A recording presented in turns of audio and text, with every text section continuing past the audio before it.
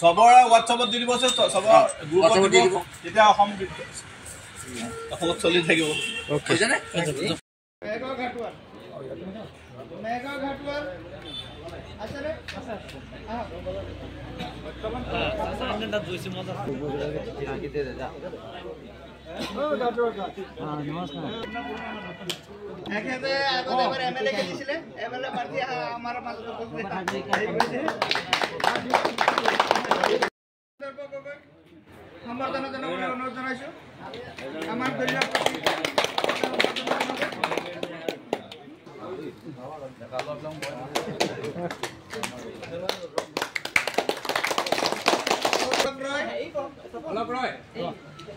মুকান্ত ৰয় এটা তো নাগলে মনসা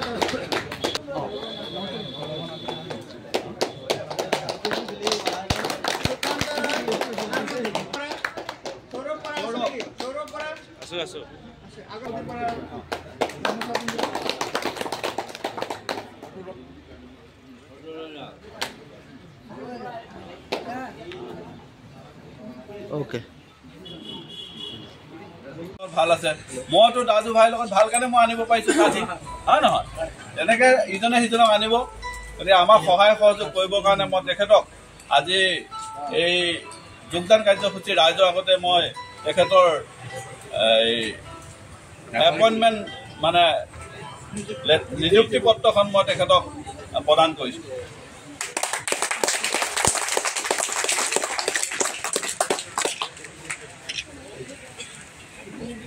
কেন্দ্ৰীয় সমিতিৰ সভাপতিৰ নিৰ্দেশ অনুসাৰে তেখেতসকলৰ বিভিন্ন কাৰ্যসূচী আছে সেই কাৰ্যসূচীৰ সময় অনুপাতে কৰি দলক শক্তিশালী কৰিব লাগিব আৰু মজবুত কৰিব লাগিব কথা হ'ল এটা দলত আহিলে সেই দলটোৰ উন্নতি আপোনালোকে প্ৰত্যেকজনেই কামনা কৰিব লাগিব আৰু যদিহে এই দলটোত আপোনালোকে অংশগ্ৰহণ কৰে এই দলটোৰ ভৱিষ্যতে আহিব লগা পঞ্চায়ত নিৰ্বাচন আগখনত অসম গণ পৰিষদ দললৈ আজি যোগদানৰ যিটো জোৱাৰ উঠিছে আজি 3 দিনৰ পূৰ্বে ইয়াতেই এই কাৰ্যালয়তে প্ৰায় 200মান ব্যক্তিয়ে জইন কৰিছে বিভিন্ন কংগ্ৰেছ দল জাতীয়তাবাদী জাতীয় পৰিষদ আৰু অন্যান্য দলৰ পৰা আহি ইয়াত জইন কৰিছে আজিও ঠিক তেনেধৰণে আমাৰ ইয়াত নেপালী সম্প্ৰদায়ৰ আমাৰ বহু ব্যক্তি জইন কৰিব বিভিন্ন দলৰ পৰা আহি তেখেতসকলে বিশেষকৈ নেতৃত্ব দিছে আমাৰ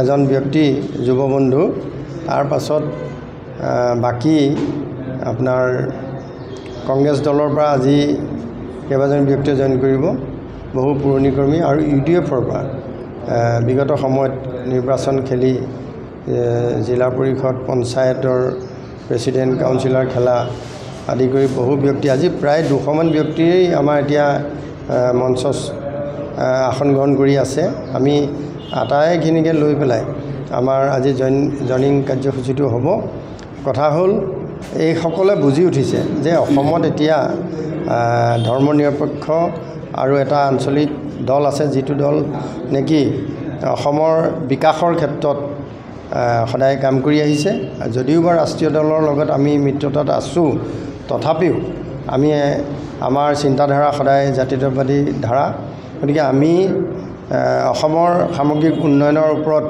সৰ্বাধিক গুৰুত্ব দিওঁ তাৰ প্ৰতি এইসকলে বুজি পাইছে যিসকল আজি জইনৰ বাবে আহিছে যেটো নিৰ্বাচন যদিও পৰহিলৈ 19 তাৰিখে আছে তথাপিও আজি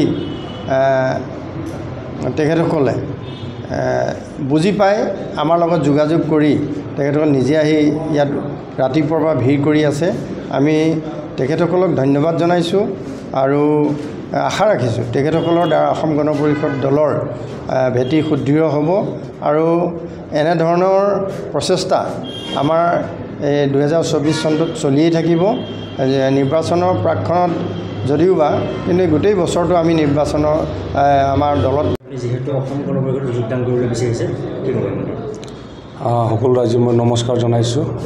আজি মই আসাম গণ পৰিষদ 74 ৰঙানদী সমষ্টি গোৰ্খা চেলৰ সভাপতি আজি এপইণ্ট কৰিব কৈ আছে। এইটো মোৰতো বেছি একো নাই, পদ একো নাই। মই ৰাজ্য আৰু আমাৰ যিমান ইয়াত বসবাস কৰে এইটো সেৱা কৰিবলৈ মই আহিছোঁ। এইটোৱে মোৰ আছে। মই কাম কৰিম, ৰাজ্য সমাজ মই সেৱা কৰিম। সেৱা কৰাৰ পাছত আৰু কি একটা মোৰ একো নেগেটিভ মকসদ নাই। মোৰ সেৱা কৰিবলৈ আহিছোঁ, সেৱা কৰি থাকিম। ধন্যবাদ। আজি মই জয়জতে আমাৰ নিউজৰ সকলোকে ধন্যবাদ জ্ঞাপন কৰিছোঁ। ৰঙানদী সমষ্টিত যিসকলে জইন কৰিবলৈ আহিছে, এইটো এটা আঞ্চলিক দল অসম গণ পৰিষদ।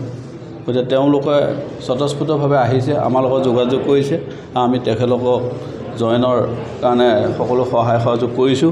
আৰু প্ৰত্যেক এদিন ৰঙানদী সমষ্টিত 100 পৰা 150লৈ সকলোদিনাই জইন কাৰ্যসূচী চলি আছে আৰু এই কাৰ্যসূচী অব্যাহত থাকিব।